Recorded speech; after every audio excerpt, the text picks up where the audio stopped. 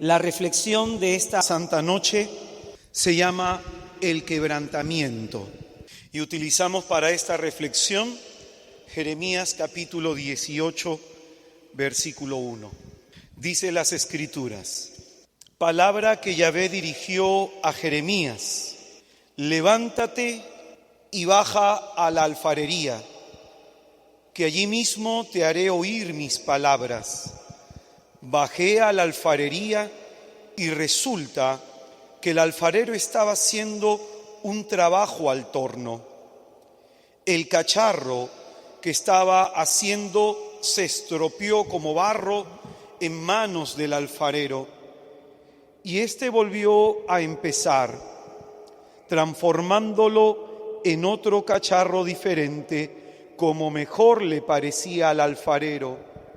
Entonces me dirigió Yahvé las palabras en estos términos: no puedo hacer yo con vosotros, casa de Israel, lo mismo que este alfarero, oráculo de Yahvé, lo mismo que el barro en la mano del alfarero, así sois vosotros en mi mano, casa de Israel.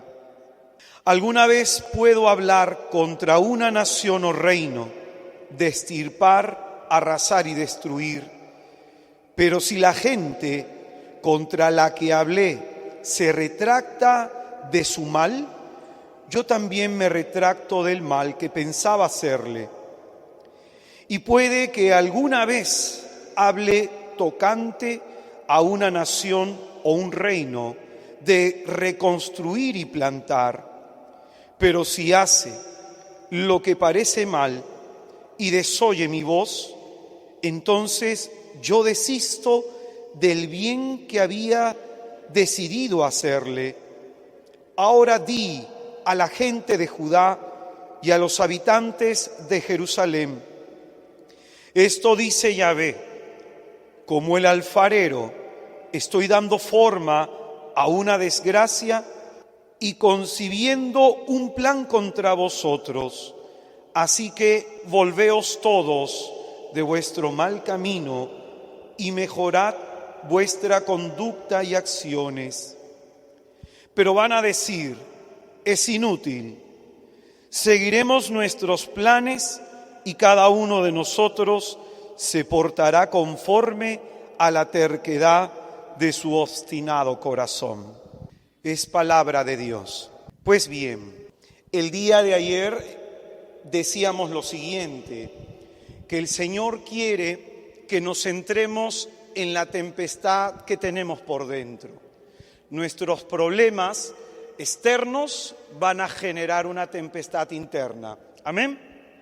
Pues bien, el Señor nos mostraba de que en vez de fijarnos en lo que está pasando por fuera, hay que concentrarnos en lo que está pasando por dentro. La enseñanza de ahora continúa a esto que hemos estado enseñando el día de ayer. Esta sección que acabamos de leer de la palabra de Dios está basada en una experiencia mística del profeta.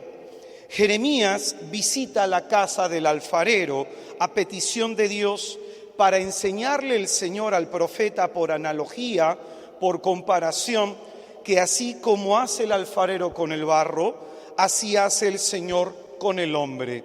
El versículo 6 del texto que hemos leído nos ilumina en esta cuestión. Dice: no puedo hacer con vosotros, casa de Israel, lo mismo que este alfarero, oráculo de Yahvé, lo mismo que el barro en la mano del alfarero, así sois vosotros en mi mano, casa de Israel. Pues bien, yo quisiera que prestes atención, porque el Señor, en ese proceso que tiene para irnos transformando, para ir corrigiendo cosas en nosotros, nos va a iluminar en esta Santa Noche con este texto.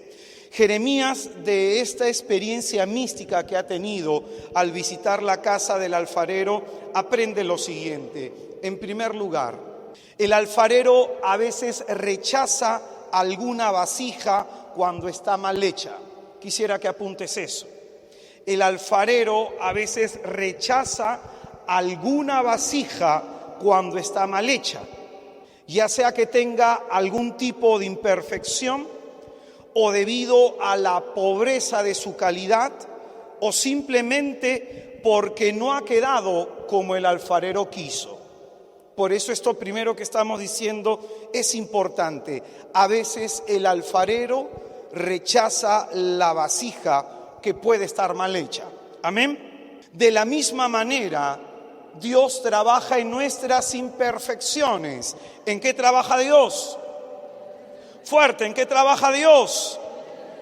Dios trabaja en nuestras imperfecciones para hacer de nosotros aquello que Él se ha propuesto hacer. Dios trabaja en nuestras imperfecciones para hacer de nosotros aquello que Él se ha propuesto hacer. Profeta Isaías, capítulo 64, versículo 7. Isaías 64, 7 dice: pero tú, Yahvé, eres nuestro Padre, nosotros la arcilla y tú el alfarero, todos somos hechura de tus manos. Con este texto el Señor nos está hablando de la relación espiritual que tenemos nosotros con Él. Nosotros somos barro en manos del alfarero. Amén. Dile al que está a tu izquierda, a tu derecha: eres barro en manos del alfarero. Díselo, por favor. Una vez más, díselo, por favor.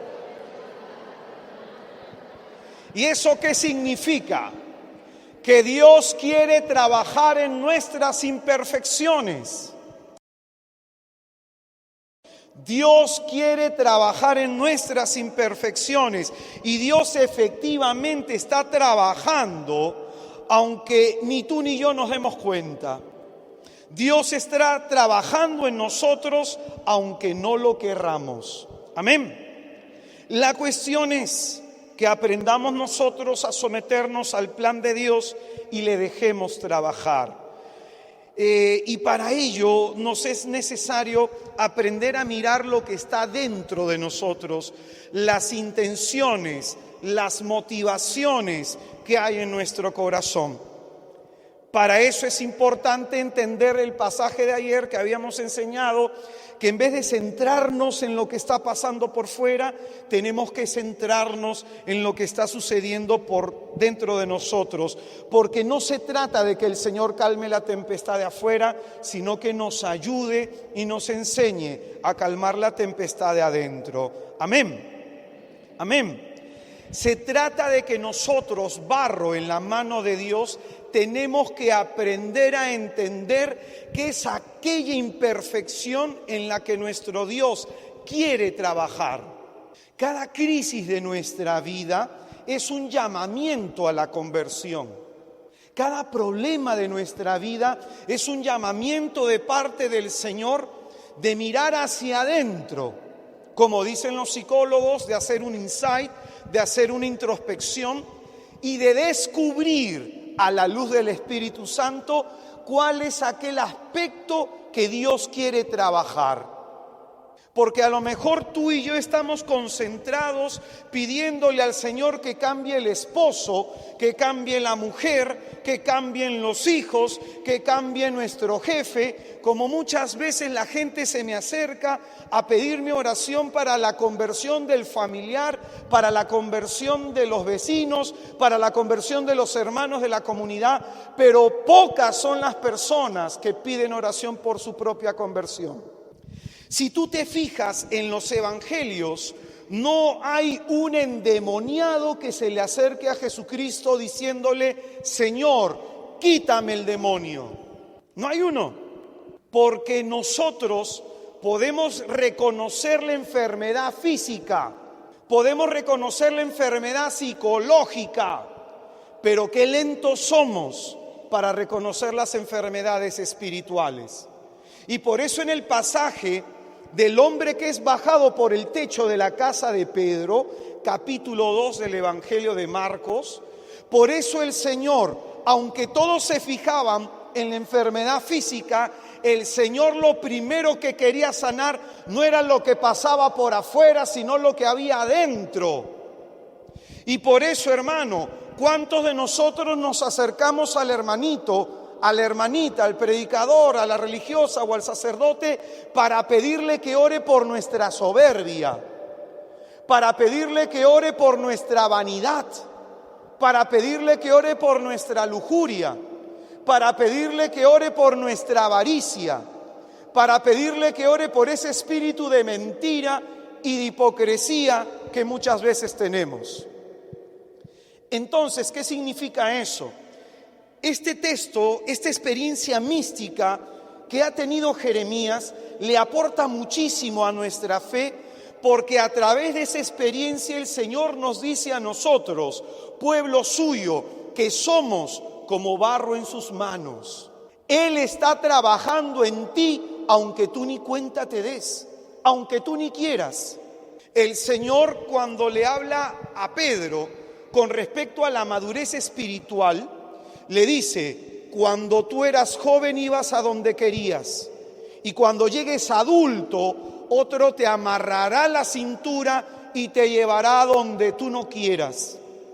La enseñanza de ayer nos invitaba a reflexionar que nuestras tempestades son un llamamiento para pasar de esa fe emocional a una fe de convicciones, de esa experiencia sensitiva a una experiencia más profunda. Y cuando la experiencia de Dios es más profunda en el alma, la lleva por desiertos. El alma más árida, entendiéndolo en el sentido como aridez espiritual, no culposa, porque hay dos tipos de aridez espiritual. La aridez espiritual culposa significa eso, que yo estoy seco por dentro porque no oro, porque no ayuno, porque no tengo vida sacramental, porque no tengo vida íntima con Dios. Entonces por eso puede estar seco por dentro. Pero hay otro tipo de aridez espiritual, es la que Dios permite y manda al alma para fortalecerla. Entonces, ¿qué significa? Que muchas veces nosotros nos quedamos en un plano sensitivo, nos quedamos nosotros en un plano muy emocional de nuestra fe. Y por eso cuando nos golpean los problemas, estos permiten ver las fisuras y las grietas de nuestra edificación. Por eso, hermano, es importante que entiendas que estás en las manos del Señor. Y el Señor dice que cuando tú y yo éramos jóvenes íbamos a donde queríamos. Pero la madurez espiritual consiste en gustar aquello que no queremos probar. Gustar aquello que no queremos probar. Amén. Amén. Dile al que está a tu izquierda, a tu derecha: el Señor quiere que madure tu espíritu. Entonces, escúchame bien esto. Escucha bien esto. A veces Dios rechaza aquellas vasijas que están mal hechas.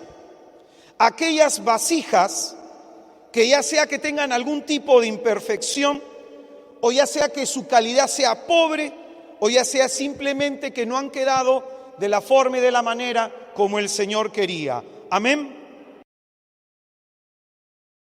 Por eso es importante que para descubrir tú y yo qué es aquello que el Señor quiere corregir en nosotros, es importante que pasemos de afuera hacia adentro.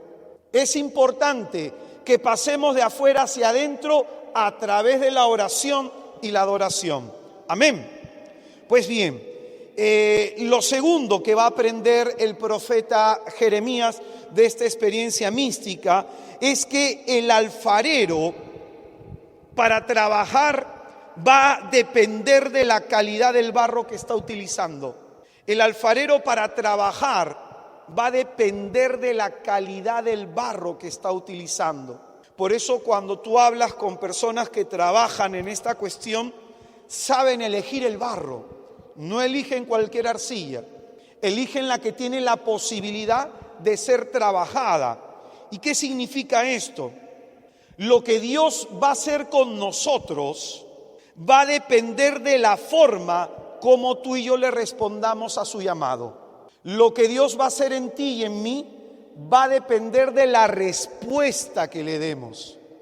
Es decir, más nos tardamos en responder, más se va a tardar Él en trabajar en nuestras imperfecciones. Amén. Dios trabaja en el hombre en la medida que el hombre le responde. En la vida espiritual se avanza, se progresa, se madura en la medida que le respondemos a Dios en medio de las situaciones y circunstancias que pueden estar aconteciendo en nuestra vida. La vida espiritual va a depender de eso. Por eso, cuando hablamos de madurez espiritual, no nos referimos a la edad cronológica de una persona en las cosas de Dios. Tú puedes tener 20 años en las cosas de Dios y puede haber una persona de 5 años en las cosas de Dios que tiene el espíritu más maduro que tú. Nosotros podemos estar mucho tiempo en las cosas del Señor predicando con dones, con carismas y con muchas habilidades sobrenaturales y seguir siendo inmaduros espiritualmente hablando. Porque la madurez espiritual a veces no va de la mano con la edad cronológica, con el tiempo que tengamos en la iglesia. La madurez espiritual tiene que ver con la constante respuesta que tú le das a Dios. Más maduro en el espíritu no es quien tenga más años en la iglesia. Más maduro en el espíritu es aquella persona que cuando Dios quiere algo le dice amén. Aquella persona que cuando Dios le revela su voluntad se somete a ella. Amén. ¿Claros hasta acá, hermanos? Ahora yo quiero que entiendas esto y que lo remarques, por favor, apúntalo. Dios trabaja en la medida que tú le respondes. Dios trabaja en la medida que tú le respondes. Aquí lo importante, hermano, no es lo que tú y yo estamos esperando de Dios, sino lo que Dios está esperando de nosotros. Decía el día de ayer, repito algunas cositas para completar con lo que estamos señalando. A lo mejor tú y yo estamos esperando que Dios haga algo hacia afuera que calme la tempestad, que nos sane de nuestras enfermedades, que restaure nuestros hogares, que se convierta en nuestra familia. Eso es lo que tú esperas, pero en realidad, para que tú madures en tu espíritu, tú tienes que, en vez de fijarte en lo que tú esperas de Dios, concentrarte y averiguar lo que Dios está esperando de ti. Amén. Bauer, bájale un poquito, está retumbando allá. Nosotros tenemos que concentrarnos en lo que Dios está esperando de nosotros. ¿Claros hasta acá, hermanos? Bauer, bájale un poquito más. Gracias, hermano. Sino que ayer hay personas que nos dijeron que hay mucho eco en la parte de atrás, por eso es que hemos puesto más parlantes, así que estamos tratando de ecualizar, perdón. La idea está en que se escuche bien la palabra de Dios, eso es lo importante. Repito esta idea. No se trata de que tú estés expectante de lo que tú estás esperando de Dios. Se trata de que te concentres en entender lo que Dios espera de ti. Hermano, en medio de lo que te está pasando, en medio de lo que te está aconteciendo, ¿qué está esperando el Señor de ti? A lo mejor tú estás esperando una respuesta de parte de Dios y esa respuesta de parte de Dios estará condicionada con la respuesta que Dios está esperando de nosotros. Mientras los apóstoles se concentraban en la tempestad y en la borrasca que sacudía la barca, el Señor se estaba concentrando en el miedo que había en su corazón. Repito esta idea que es importantísima. Hermano, no se trata de que te concentres en lo que tú estás esperando de Dios, sino al revés. Concéntrate en lo que Dios está esperando de ti. Amén. Amén. ¿Claros hasta acá, hermanos? Pues bien, Dios va a trabajar en la medida que el hombre le responda. En la medida que el hombre responda a lo que el Señor está esperando de él, es en esa medida que Dios trabaja. Dios trabaja más en aquel que está más dispuesto en dejarse trabajar. Hay personas que son más rebeldes que otras. Hay personas que ante una situación hay una actitud mayor de rechazo. Entonces, repito esta idea que es fundamental. Dios trabaja más en aquel que esté más dispuesto en dejarse trabajar. Por eso decía lo siguiente: lo que el alfarero va a hacer con el barro va a depender de la calidad del barro. ¿Qué significa? Lo que Dios va a hacer en ti está condicionado a la calidad de tu respuesta. Lo que Dios va a hacer en ti está condicionado a la calidad de tu respuesta. Amén. ¿Qué significa eso? Dios busca que seamos dóciles. Dios busca que seamos dóciles. Primera de Samuel, capítulo 15, versículo 22. Primera de Samuel, capítulo 15, versículo 22. Dice la Escritura: ¿acaso se complace Yahvé en los holocaustos y los sacrificios, tanto como en la obediencia a la palabra de Yahvé? Mejor es obedecer que sacrificios. Mejor la docilidad que la grasa de los carneros. Hermano, en medio de nuestras tribulaciones, el Señor quiere algo de nosotros: docilidad. Dile al que está a tu izquierda, a tu derecha: el Señor espera que seas dócil. Díselo por favor fuerte y con convicción. Por eso, hermano, en medio del contexto por el que tú estás atravesando, pregúntate cómo le estás respondiendo a Dios. De nada sirve nuestra alabanza, de nada sirve nuestro servicio si es que no hay fidelidad, si es que no hay obediencia, si es que no hay docilidad. Amén. ¿Claros hasta acá, hermanos? Recuerda que es el mismo Señor quien dijo: no es el que me diga Señor, Señor, el que entrará en el reino de los cielos, sino aquel que haga la voluntad de mi Padre que está en los cielos. Lo tercero que aprende el profeta Jeremías de esta experiencia mística, del trabajo que está haciendo el alfarero, escucha bien que esto es importante, el barro puede frustrar las intenciones del alfarero. El barro puede frustrar las intenciones del alfarero y obligarlo, por consecuencia, a rehacer la vasija. Estamos señalando las experiencias que ha tenido el profeta y la enseñanza que sacamos del texto leído. Lo primero que hemos dicho, que a veces el alfarero rechaza alguna vasija que no esté bien hecha. Amén. Lo segundo que estamos diciendo es que el alfarero, lo que va a hacer el alfarero va a depender de la calidad del barro. Amén. Y esto tercero que estamos diciendo, el barro puede frustrar las intenciones del alfarero y obligarlo a rehacer la vasija o lo que estaba haciendo. ¿Qué significa esto? Lo mismo que la calidad del barro limita lo que el alfarero puede crear y quiere hacer, de la calidad de la persona, de la vida interior de la persona, de su disposición a la gracia, va a depender lo que Dios puede hacer en ella. Repito esta idea: lo mismo que la calidad del barro limita lo que el alfarero puede crear y quiere hacer, de la calidad de la persona, de su disposición interior, depende lo que Dios puede hacer con ella. La palabra de Dios nos dice en Lucas capítulo 7, versículo 30, que el plan de Dios se puede frustrar en nosotros. Lucas capítulo 7, versículo 30.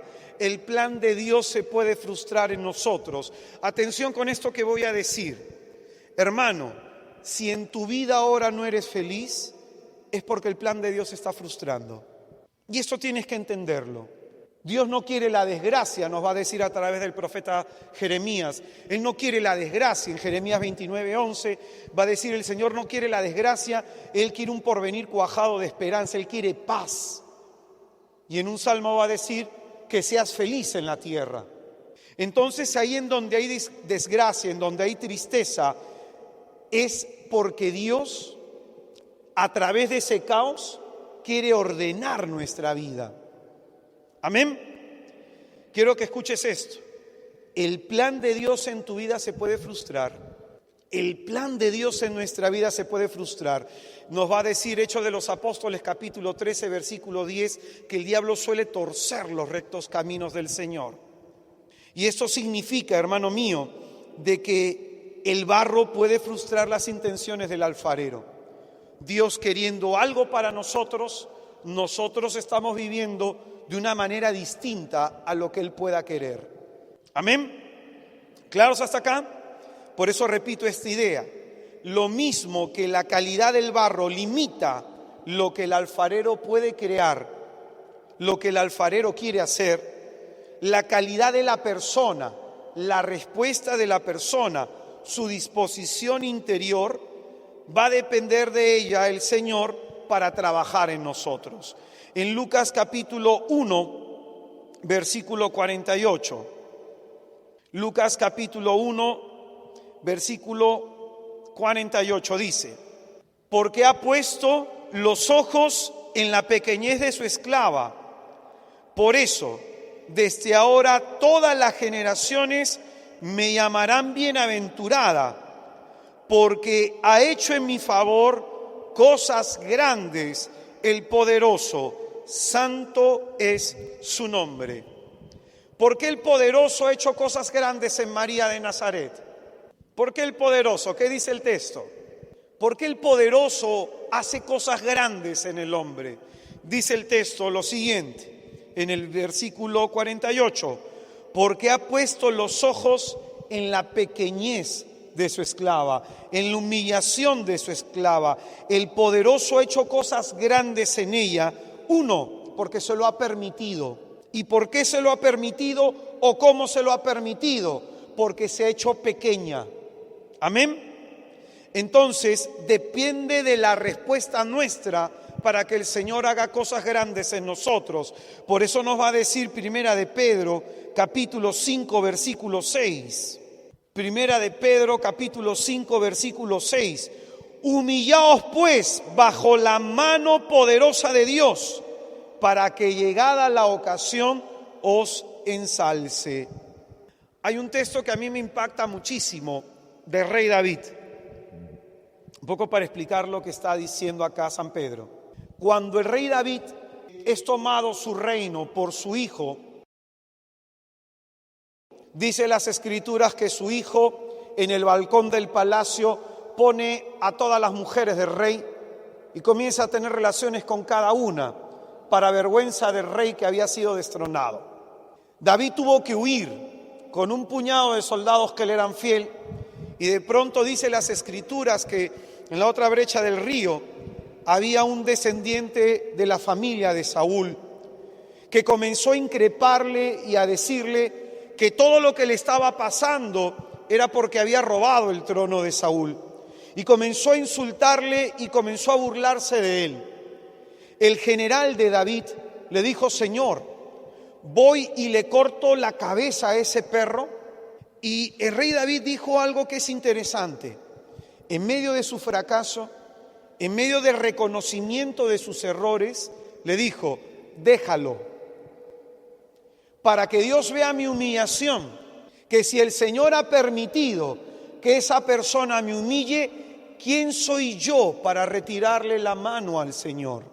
Desde el Antiguo Testamento hasta el Nuevo Testamento se recorre este pensamiento, que el Señor humilla a los que se exaltan y que el Señor exalta a los que se humillan.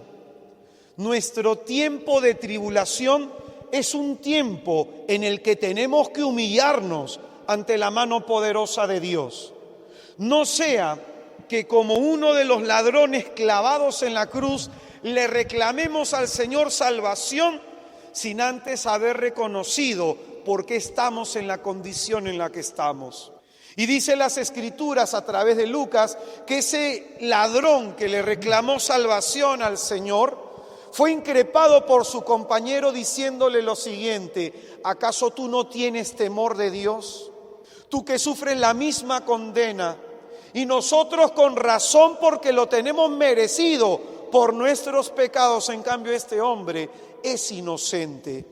Hermano, mi experiencia pobre me ha enseñado lo siguiente: que cada vez que hay tiempos difíciles, cada vez que atravesamos por humillaciones, es mejor, hermano, es mejor ponernos en las manos del Señor, no pensando que somos inocentes, no pensando que somos víctimas, no pensando que nada hemos hecho y que es injusto lo que nos pasa. Ponernos en las manos del Señor y dejar que el Espíritu Santo nos revele las imperfecciones que quiere corregir en nosotros. Amén. ¿Claros hasta acá? Lo que está diciendo Pedro en este momento no solo es la enseñanza que él ha recibido del Señor, sino que él nos habla desde su propia experiencia. Humíllense ante la poderosa mano de Dios, para que llegada la ocasión, Dios los ensalce a su debido momento. Amén. Hermano, a veces nosotros podemos frustrar el plan de Dios. A veces nosotros podemos rebelarnos contra aquello que Dios quiera para nosotros. Hace muchos años, yo tengo 19 años en el camino, tengo 15 años como predicador y 10 años como misionero a tiempo completo. Y hace más o menos 7 años, en un momento de adoración, en un momento que estaba adorando al Señor en la Eucaristía, del corazón de la Eucaristía salió una palabra que golpeó fuertemente mi corazón, una pregunta de parte del Señor. Y la pregunta era bien sencilla, si quería sufrir por Él, si estaba dispuesto a sufrir por Él. Yo me quedé callado, rompí en llanto, me golpeó su palabra, rompí en llanto y me di cuenta que en ese momento no estaba preparado para decirle sí. Es más, esa palabra provocó miedo, la rechacé, dije, esto no viene de Dios, no debe ser mi imaginación. Y sucedió que un año después estaba en un grupo y estaban dando una enseñanza y el predicador, uno de los predicadores en el momento de la oración, terminado ya el servicio, está saliendo y voltea y dice, hay una persona en este lugar a la cual el Señor le preguntó el año pasado si quería sufrir por él o no. El Señor está esperando la respuesta.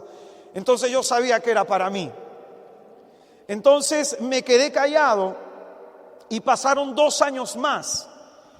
Y en un momento de tribulación durísimo, el Señor me mostró a través de una visión algo que prefiero reservármelo. El Señor me dijo nuevamente en la soledad de mi habitación, en un momento de quebrantamiento, nuevamente, ¿quieres sufrir por mí y por el Evangelio?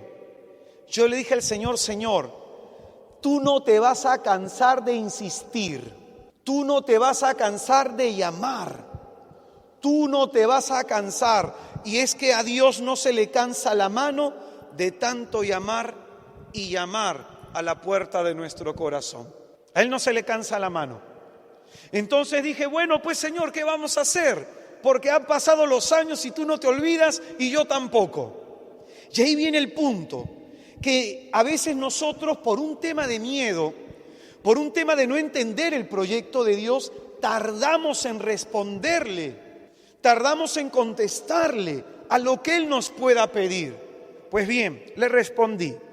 Y fue en ese momento que yo sentí que mi vida, imagínate los rieles de un tren, yo me sentía como un vagón que estaba así más o menos a punto de descarrilarse, trataba de hacer bien las cosas, pero no sentía que estaba encaminado. Sentí en ese momento como que imagínate te has luxado algún hueso y clac, alguien te lo acomoda. Sentí que el Señor me estaba alineando a su voluntad, alineando a lo que Él quería. Después ha venido todo lo que me ha venido en la vida, la formación de una comunidad al año siguiente de decirle sí al Señor. Prediqué en Radio María, formé la primera comunidad Hijos de Sión, se formó un movimiento misionero, se formaron hasta la fecha 20 comunidades, estamos en 4 provincias del interior y es todo un proyecto que el Señor ha querido realizar. Es difícil, sí, es difícil hacer de pronto las cosas que Él me pide, por supuesto. Pero el punto está en que nosotros no vamos a encontrar realización en nuestra vida si no es en el plan y el proyecto de Dios. Los problemas que estamos teniendo son un tiempo fuera para que pensemos. Es un alto en nuestra vida porque Dios nos llama a pasar a la otra orilla. Amén. Amén. Por eso, hermano, a veces nosotros podemos frustrar las intenciones y los propósitos que Dios puede tener por nuestros miedos. Por nuestros miedos. ¿Se acuerdan del profeta que fue tragado por la ballena? ¿Cómo se llama? Muy bien. Fíjate, el Señor le dice, anda a Nínive y predica. ¿Sabes qué hizo el profeta? Lejos de ir a Nínive, se fue de forma contraria. Huyó, o sea, ni siquiera a la derecha, ni siquiera a la izquierda, o sea, se fue camino contrario, dice la Escritura. Y es en ese contexto que la tempestad, si tú lees a Jonás, es en ese contexto que cuando se da la tempestad, los tripulantes del barco dicen, pero ¿por qué ha venido? ¿Alguno de los que están acá nos está trayendo algún maleficio? Y Jonás levanta la mano, yo soy. ¿Y qué hacen? Lo chapan y lo echan al mar. Fíjate, esa tempestad de tu vida es a lo mejor porque no te estás alineando con Dios. Y Dios te quiere alinear. Por eso repito lo que dije el día de ayer, el caos nos lleva a ordenar lo que esté desordenado en nuestra vida. Dios ordena al hombre a través de su caos. Amén. Pues bien, entonces solamente cuando el profeta realiza la voluntad de Dios, él se realiza en su llamado a esa vida sobrenatural. Y de la misma manera nosotros, Dios, hermano, quiere trabajar, pero nuestros miedos nos limitan. Nuestros miedos limitan nuestra respuesta. Amén. Por eso, hermano, de los problemas no se huyen, a los problemas se le enfrentan. Entonces, vamos a decir algo cuarto acá de esta visión, de esta experiencia mística, de este gran profeta Jeremías. A mí de todos los profetas, quien más me llama la atención es él, porque es el único profeta que revela cómo era esa relación que él tiene con Dios, y por eso es que hablamos en su libro de 5 confesiones de Jeremías, y es interesante estudiar este profeta, porque es un profeta que va a hablar de la renovación del corazón. Jeremías va a tener mucha incidencia en una reforma religiosa, y lo que va a enseñar en conclusión es que esa reforma religiosa que Dios espera del hombre es una renovación del corazón por medio de la efusión del Espíritu. Dice este texto de Jeremías 18 en el versículo 4, dice, el cacharro que estaba haciendo se estropeó. ¿Qué pasó con el trabajo que está haciendo el alfarero? Se estropeó, dice, como barro en manos del alfarero, y éste volvió a empezar transformándolo en otro cacharro diferente, como mejor le parecía al alfarero. ¿Qué significa? Esto equivale a que el barro y el trabajo hecho no satisface las intenciones del alfarero. Quiero que entiendas esto.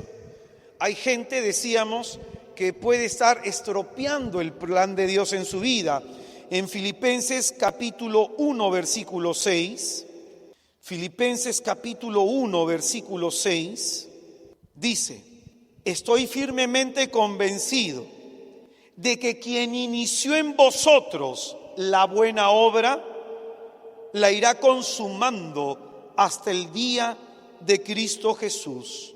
Desde que hemos venido a este mundo, Dios ha iniciado una obra en nosotros que está llevando a consumación.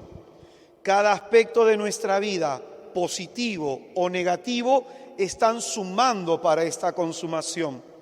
Lo que acá estamos diciendo a partir del texto de Jeremías es que a veces nosotros, estando en las manos de Dios, podemos estar estropeando la obra que Dios está haciendo en nosotros. Te pongo un ejemplo. Hace un tiempo atrás, un hijo espiritual, el hermano yo lo veía muy deseoso de predicar, el hermano yo lo veía con mucho ánimo de predicar. Sin embargo, cuando yo hablaba con el hermano tenía un espíritu de competitividad.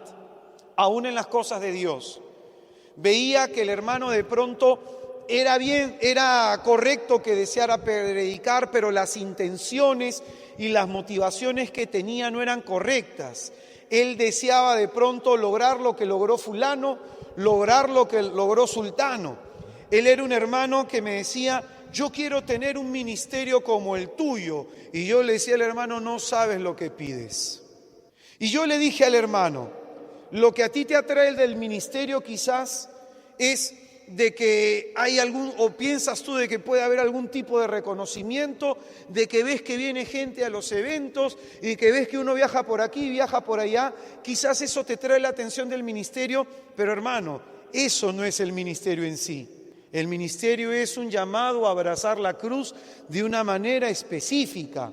Entonces yo veía que las intenciones de este hermano en su querer predicar no eran correctas y se estaba desviando. Yo al hermano le hablé, al hermano le corregí, le trataba de hacer ver de que muchas veces las cosas que hacía era simplemente por un tema de orgullo y que en el fondo también había cuestiones de envidia. El hermano no hacía caso y de pronto yo decía: Señor, tenle misericordia. Si le metes la mano, no lo quiebres. Pues bien, el Señor le metió la mano y lo quebró. A veces, hermanos, nosotros podemos estar en las manos de Dios y poder estar estropeando el plan de Dios. Que tú estés en la iglesia, que tú de pronto estés en un ministerio, ejerciendo algún servicio, eso no significa que te estés alineando con la voluntad de Dios.